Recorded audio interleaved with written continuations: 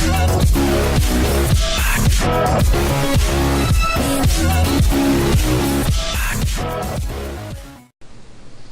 up guys, it is Bucky and welcome to your 9th Python tutorial. And in this tutorial I'm going to be talking to you guys about something called sequences. Now what a sequence is pretty much something that lets you store data, and it sounds pretty simple, but it's pretty much like a list.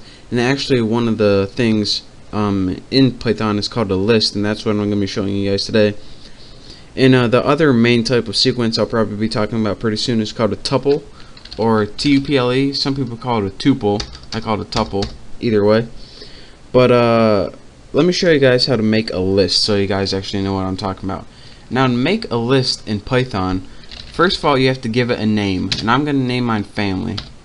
Next you make an equal sign, and in square brackets you add all of your elements of the list.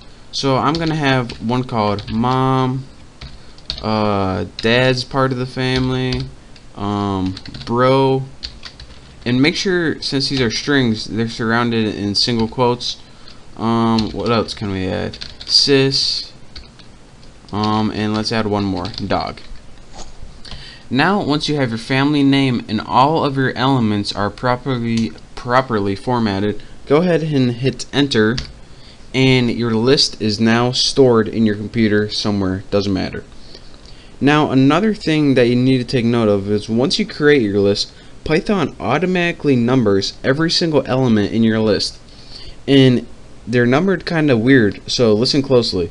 Unlike the first one being 1 and the second one being 2, what your computer does is, since it loves zeros and ones, it starts all of these out at 0. So mom is 0, dad is 1, bro 2, 3, 4.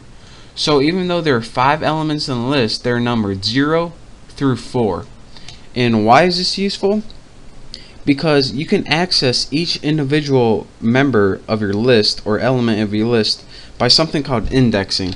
So if you go ahead and type the name of your list, then type the index number and press enter, it's going to show you that member of your list or that element.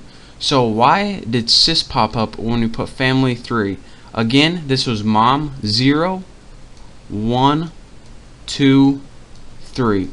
So sis was the third element, so that's how you access that. Now you can do this with any of your elements.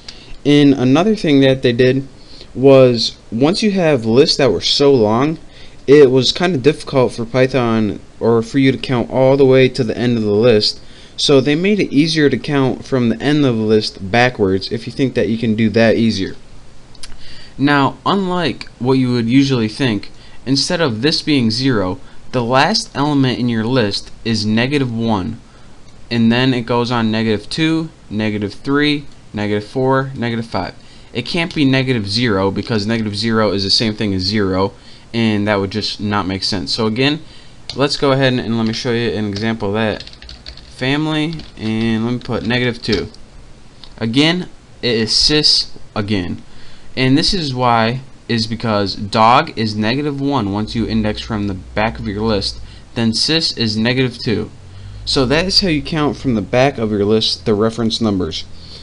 And so that is how you make a simple list, and each element in your list is automatically assigned 2 values.